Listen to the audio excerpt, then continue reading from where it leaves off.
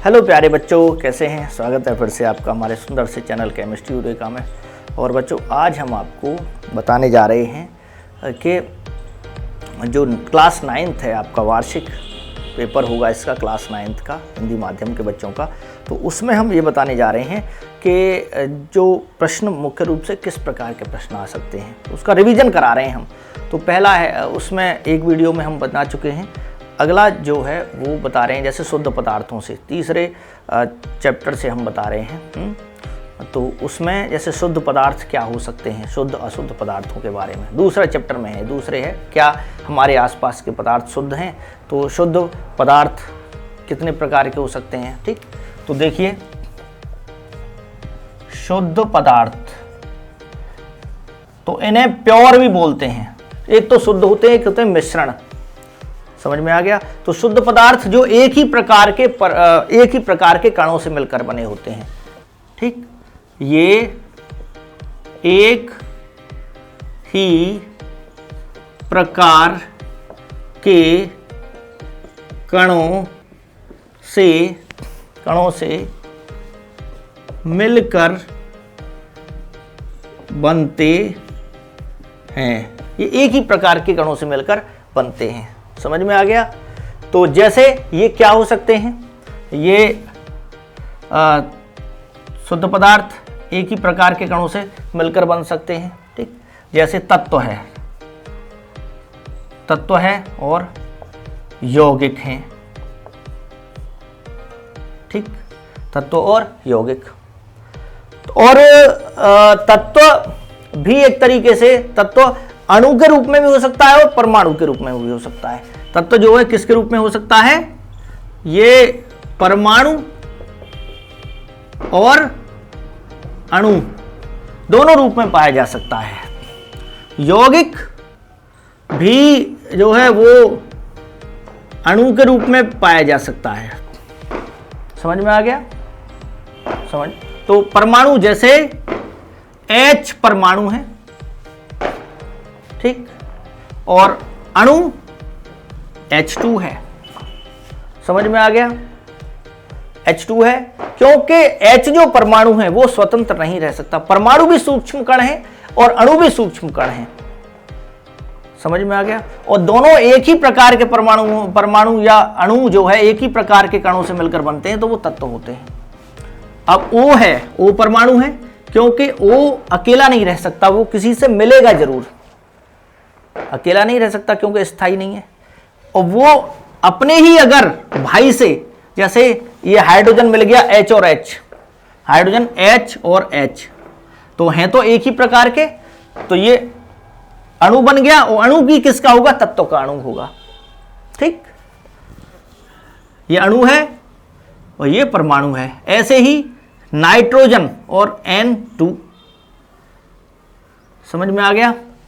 कुछ होते हैं हीलियम जैसे अक्रिय गैस हैं। हीलियम ये He ही रहेगा, ये भी He रहेगा। अणु परमाणु दोनों He, इसको मिलने की जरूरत नहीं है क्योंकि इसकी कक्षा पूरी है। समझ में आ गया। तो ये हमेशा स्वतंत्र अवस्था में रह सकते हैं। अणु जो होते हैं हमेशा स्वतंत्र अवस्था में रह सकते हैं। परमाणु ज्यादातर वो नहीं रह सकते स्वतंत्र अवस्था में, लेकिन कुछ जो है परमाणु वो स्वतंत्र अवस्था में रह सकते हैं। हाँ, उन्हें मिलने की जरूरत नहीं है। जैसे हीलियम है। ठीक, जैसे समझिए इसको, हाइड्रोजन है, एक इलेक्ट्रॉन है, एक ही परमाणु क्रमांक है। के शेल में एक ही। अब के शेल में अधिकतम कितने इलेक्ट्रॉन रह सकते हैं, दो रह सकते हैं। तो दो पूरे करने के लिए इसे मिलना पड़ेगा। किससे, अपने ही भाई से। मान लीजिए मिला ये, तो क्या हो गया, एक इलेक्ट्रॉन इसने रखा, एक अपना इसने रखा, तो इसके भी दो, इसके भी दो, दोनों के। तो ये बन गया H यानी H2। तो ये अब अणु है। ये क्या था, जब ये अकेला था तो था परमाणु, और ये अब क्या है, अणु है। अब हीलियम है। हीलियम में 2 है परमाणु क्रमांक, 2 ही इलेक्ट्रॉन है। तो पहली कक्षा पूरी है ना, 2 ही रह सकते हैं। तो क्यों ये संयोग करेगा, तो ये अणु और परमाणु दोनों ही है। क्लियर हो गया यहां। तो हीलियम हो गया नियोन, नियोन इस टाइप से दोनों ही है। ठीक, तो अगर समान प्रकार के परमाणुओं से मिलकर बना है, एक ही प्रकार के, तो समझो वो जो अणु होगा वह तत्व का होगा। ठीक, तो ये क्लियर है आपका। नियोन देखिए, नियोन, नियोन होता है 8, 10 परमाणु क्रमांक है, तो 2 और 8। दूसरे में के शेल, एल शेल में 8 ही रह सकते हैं, तो पूरी है कक्षा, तो क्यों जरूरत है इसको मिलने की, नहीं जरूरत है। तो ये अणु भी जो है ये स्वतंत्र अवस्था में रह सकता है, इसलिए ये अणु भी है। क्लियर। अब समझिए बच्चों, मान लीजिए यौगिक बनता है, यौगिक, दोनों ही सूक्ष्म कण है, एक ही प्रकार से बनते हैं। यौगिक क्या है? यौगिक का जो अणु है, जैसे HCl है, अणु तो है ये, क्योंकि स्थायी हो गया HCl, HCl भी लिख देते हैं H को। अब यहां H के पास Cl आ गया, उसका भाई नहीं आया, कोई और आ गया, Cl आ गया। H के पास कोई और आ गया, Cl आ गया, या HBr आ गया, तो अणु तो बन गया, स्वतंत्र हो गया ये दोनों के, इसके भी पूरे इलेक्ट्रॉन, इसके भी इलेक्ट्रॉन पूरे। ठीक, दोनों के पूरे पूरे हैं। तो यहां पर ये अणु तो है, लेकिन अणु जो है, ये अणु, ये मॉलिक्यूल, ये अलग अलग प्रकार के कणों से, अलग अलग परमाणुओं से मिलकर बना है, अलग अलग। ये Cl अलग है, H अलग है, अलग अलग से मिलकर बना है। तो ऐसे अणु किसके होते हैं? यौगिक के होते हैं। ऐसे अणु किसके होते हैं? यौगिक के होते हैं। समान प्रकार के परमाणु के से अणु जो बनता है वो तत्व होता है, तत्व का होता है, लेकिन अलग अलग जो होते हैं। अब समझिए, यहां एक और CaCO3, यहां ऑक्सीजन है, कार्बन है और कैल्शियम है, कैल्शियम है, यहां कैल्शियम है, कार्बन है और 3 ऑक्सीजन है, ये मिलके ये बन रहा है। तो ये अणु तो बन गया, स्थायी तो हो गया, लेकिन किसका अणु होगा? ये यौगिक का होगा। समझ गए? तो पहचानना आप पे आना चाहिए बच्चों। ठीक, तो यहां से इसको, यहां से हम इसको मिटाते हैं। ये क्लियर हो गया हो आपका कॉन्सेप्ट। ठीक, शुद्ध पदार्थ हो गए। और एक क्वेश्चन आप खुद करेंगे, मैं आपको दे रहा हूं, यानी मिश्रण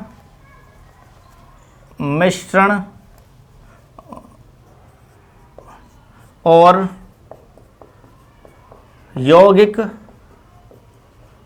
यौगिक में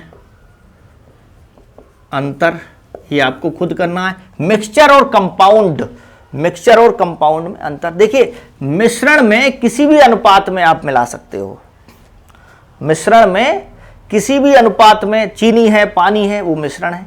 कितना ही चीनी ले लो, कितना ही पानी ले लो, कितना ही नमक ले लो, नमक में कुछ कितना ही चीनी मिला दो, खट्टा मीठा हो जाएगा। हाँ, थोड़ा नमकीन और क्या, जैसे टॉफी आती है ना, कुछ नमकीन भी आती है, कुछ आपका उसमें मीठा भी होता है। क्या है? मिश्रण है। तो मिश्रण में किसी भी अनुपात में मिलाया जा सकता है, लेकिन यहां अनुपात जो होगा तत्वों का वो निश्चित होता है। इसमें क्या होता है? तत्वों का अनुपात निश्चित होता है। इसमें तत्वों या पदार्थों का अनुपात निश्चित नहीं होता है, निश्चित नहीं होता है। ठीक है, इसमें देखो, इसमें आप भौतिक विधियों द्वारा उसके अवयवों को अलग कर सकते हैं, लेकिन इसमें नहीं कर सकते। जैसे समझिए, H2O है, ठीक, यहां देखो जल प्लस नमक का विलयन बना रहा हूं मैं। समांगी विलयन भी मिश्रण ही होता है। जल है, यहां अनुपात देखो, इसका जो परमाणु द्रव्यमान है वो होता है 1, तो 2 का हो गया 2, इसका 16 होता है, ये 16 हो गया, तो 2 एकन 2 और 2 अट्ठे 16, 1:8। ये हमेशा हाइड्रोजन और ऑक्सीजन का अनुपात जल में क्या रहेगा? 1:8 रहेगा। लेकिन इसमें कितना ही जल ले लो, कितना ही नमक डाल लो, और जब ये बन जाएगा तो उबालो, वाष्पीकरण करो, तो जल तो अलग हो जाएगा। हाँ, जल को ले जाके कहीं पे आप ठंडा कर लो तो जल मिल गया, नमक नीचे रह जाएगा, नमक नीचे रह जाएगा। जैसे समुद्र का पानी जब भाप बन के उड़ता है तो नमक तो वहीं रह जाता है, वो पानी जो शुद्ध पानी है वो बादल बना देता है। तो अलग भौतिक विधियों द्वारा अलग कर सकते हैं, लेकिन क्या जल से हाइड्रोजन और ऑक्सीजन उबाल के प्राप्त कर सकते हो? नहीं, इसके लिए कुछ रासायनिक विधियों की हमें, रासायनिक और स्पेशल जो विधियां होती हैं, जैसे इसका हम वैद्युत अपघटन करते हैं, इलेक्ट्रोडों के बीच वैद्युत अपघटन करते हैं, तब जाके हाइड्रोजन ऑक्सीजन मिलती है, वैसे नहीं। तो इसके लिए भौतिक विधियों द्वारा अलग कर सकते हैं इसको, रासायनिक विधियां या कुछ स्पेशल विधियों की जरूरत, हमें मेथड्स की जरूरत होती है। ठीक, समझ में आ गया बच्चों? जैसे समझो लोहे की छीलन है और नमक मिले हुए हैं, ये मिश्रण है। आप चुंबक लेके आइए और लोहे को अलग कर लीजिए, तो नमक रह जाएगा, लोहा अलग हो जाएगा। तो इस तरह से कुछ भौतिक विधियों द्वारा अलग कर सकते हैं, इसको अलग नहीं कर सकते। अमोनिया से क्या आप अमोनिया से क्या नाइट्रोजन हाइड्रोजन को अलग कर लोगे? नहीं कर पाओगे। ठीक, तो ये मिश्रण और यौगिक में बच्चों क्या है? अंतर है। ठीक है, इसी टाइप से आप और भी प्रश्न कर सकते हैं। इसको पहले हम इसको यहाँ से हटा देते हैं, फिर आपको बताते हैं बच्चों। ठीक है,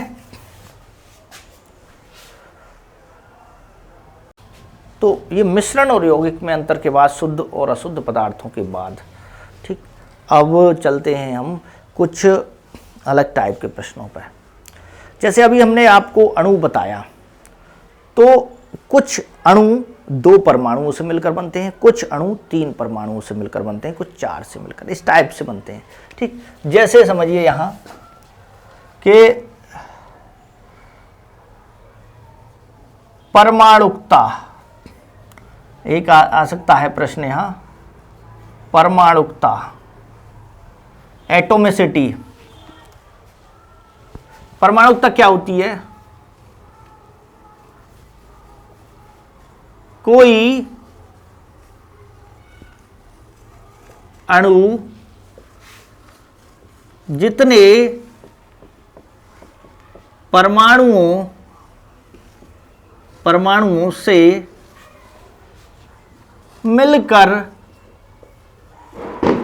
बनता है, उसे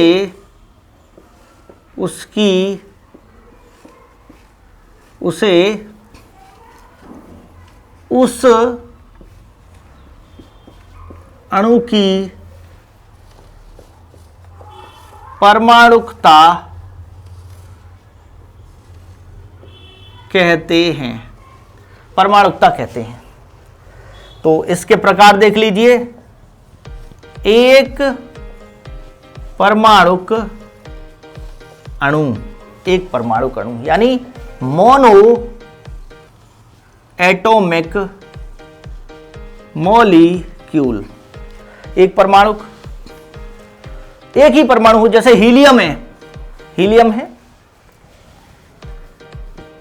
नियोन है, आर्गन है, क्रिप्टन है, जीनोन है, रेडोन है, इस प्रकार से। ठीक, गोल्ड है, यह भी नहीं मिलना चाहता है, प्लेटिनम है, तो ये एक परमाणु क्या हो गए? अणु हो गए। समझ में आ गया बच्चों? अब समझिए क्यों है ये मिलते नहीं है और बिना मिले ही स्वतंत्र हैं ये। तो अकेला भी, कहते ना, अकेला भी सब कुछ कर सकता है। सोच बदलिए। समझ में आ गया? तो जैसे कहावत है कि मैं काफी अकेला हूं, कोई कह रहा मैं काफी अकेला हूं, हाँ, यानी डर लग रहा है उसको अकेले, और एक कहता है कि मैं अकेला ही काफी हूं। दोनों में बहुत अंतर है। वो अकेला ही पॉजिटिव, उसका जो कॉन्फिडेंस है वो बहुत हाई है कि मैं अकेला ही बहुत हूं। तो ये अकेले ही सफिशिएंट हैं, इनको दूसरे की जरूरत नहीं है। हीलियम देखिए परमाणु क्रमांक है 2, तो कक्षा पूरी है, पहले में 2 ही आ सकते हैं पहले कोश में। नियोन 10 होता है, परमाणु क्रमांक 2 8, यानी पहले को छोड़ के बाकी में अगर 8 इलेक्ट्रॉन हैं बाहरी कोश में तो वो स्थायी माना जाता है। तो ये स्थायी है 8 वाला, ठीक। नियोन आर्गन 18 2 8 8 आने को तो इसमें 18 आ सकते हैं, लेकिन 8 भी स्थायी माना जाता है, ठीक। तो स्थायी है, तो क्या इनको मिलने की जरूरत है? क्रिप्टन 36 2 8 18 8 KLMN, ये इलेक्ट्रॉन है नाभिक के चारों तरफ। हाँ, समझ गए ना? नाभिक तो आप जानते होंगे, ये नाभिक होता है धनावेशित होता है। हाँ, इसमें प्रोटॉन है जैसे 36, हाँ, और इसका है 18 आर्गन 40 है, जैसे 40 इसका परमाणु द्रव्यमान है। इसको बाद में बताऊंगा, फिलहाल इसको इतना ही समझ लीजिए कि 18 प्रोटॉन हैं। पर 18 प्रोटॉन हैं, इसमें प्रोटॉन है और न्यूट्रॉन होते हैं। इसका पूरा है 18 आर्गन 40, तो 40 में से 18 गए, 10 में से 8 गए 2, 3 में से गया 2, ठीक है। तो यहाँ 3 में से गया 2, 22 हो गए, 22 न्यूट्रॉन, ठीक, 22 न्यूट्रॉन। और इसके चारों तरफ कितने, जितने प्रोटॉन होते हैं, जितना परमाणु क्रमांक उतने ही प्रोटॉन उतने ही इलेक्ट्रॉन, यानी प्रोटॉन परमाणु क्रमांक ये नीचे लिखा जाता है बराबर प्रोटॉन बराबर इलेक्ट्रॉन। प्रोटॉन पर धनावेश, इलेक्ट्रॉन पर ऋणावेश, जितने प्रोटॉन उतना ही इलेक्ट्रॉन, दोनों जितना धनावेश उतना ही ऋणावेश, धन उतने ही ऋण को कैंसिल कर देंगे और परमाणु उदासीन हो जाएगा, ठीक। और जब परमाणु द्रव्यमान में से इसको घटा देंगे तो न्यूट्रॉन निकल जाते हैं। अब कक्षा देखिए, यहां कक्षा देखिए कितनी बनी है। आर्गन में 1 2 3, तो एक हो गई ये, ठीक, ये 2 और ये क्या हो गया, ये 3 हो गया, ठीक है। ये क्या हो गया बच्चों, ये यहाँ 3 हो गया, इसको यहाँ से मिला दीजिए, ठीक।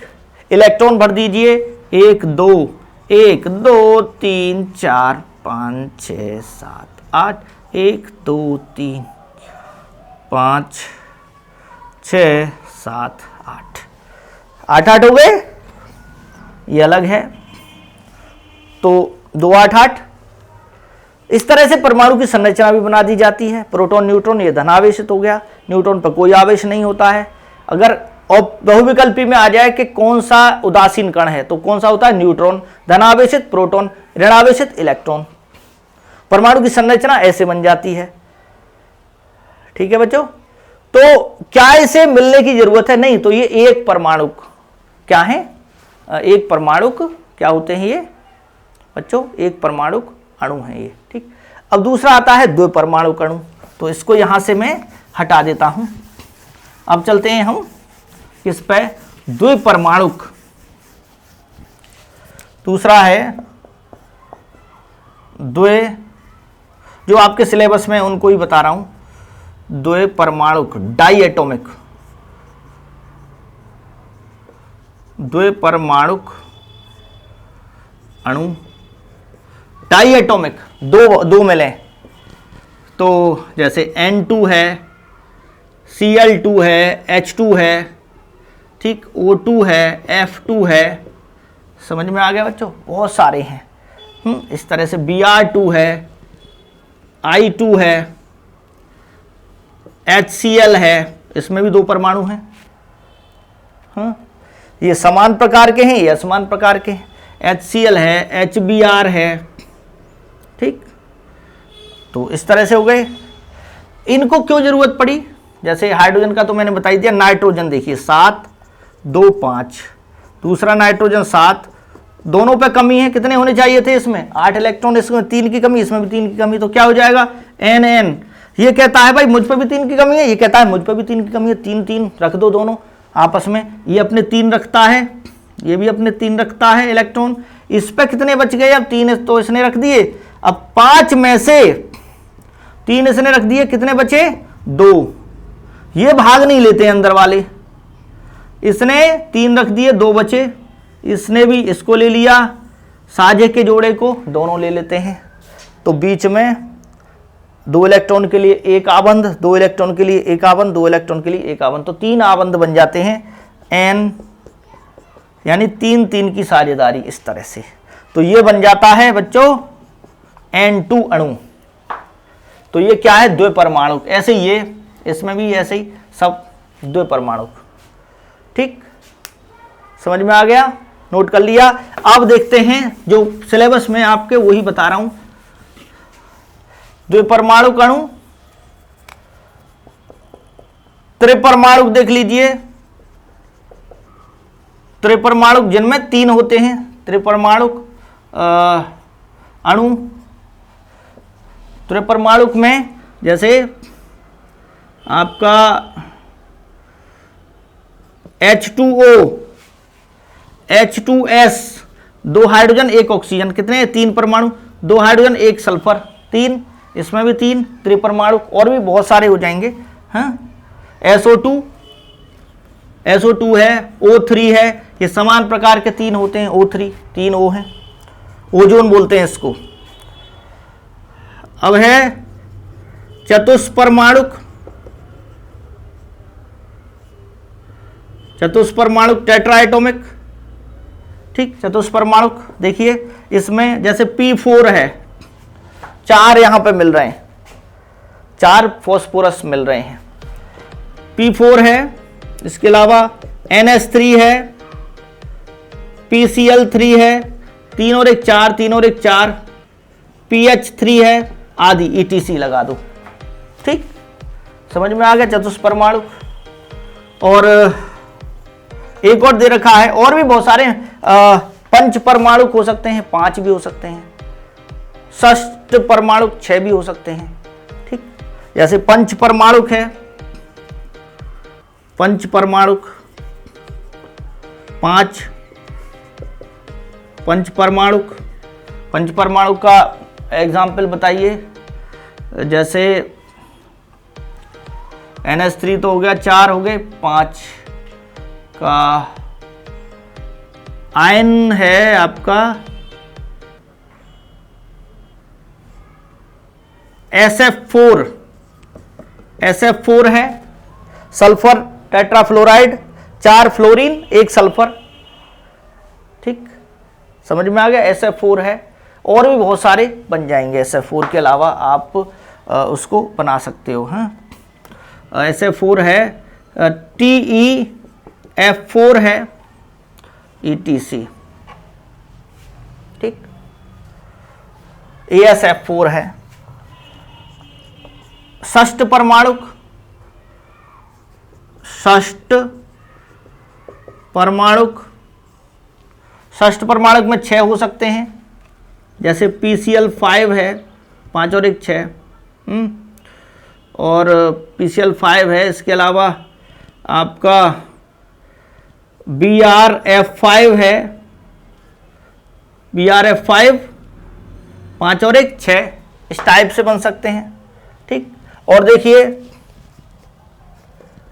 अष्ट परमाणु, सप्त परमाणु भी हो सकते हैं, 7 जिसमें हो वो भी हो सकते हैं। अष्ट परमाणु, अष्ट परमाणु में हो जाएंगे जैसे S8, सल्फर का जो अणु है उसमें 8 होते हैं एक में। समझ में आ गया? IF7, 7 और 1 8 हो गए। IF7 में कितने हैं? 7 और 1 8 हो गए। ठीक, अब ये आपसे क्वेश्चन पूछता हूं, इसको मिटाने के बाद आपसे बताना कितना है परमाणुकता। जैसे XeF6 जीनोन हेक्साफ्लोराइड, इसमें कितनी परमाणुकता है इसकी, इस अणु की? तो 6 तो फ्लोरीन हो गए और Xe1 है, तो कितना हो गया? 1 प्लस 1 जीनोन है, 6 फ्लोरीन है, 6 कितनी हो गई? 7, यानी सप्त परमाणु। क्या होगा ये?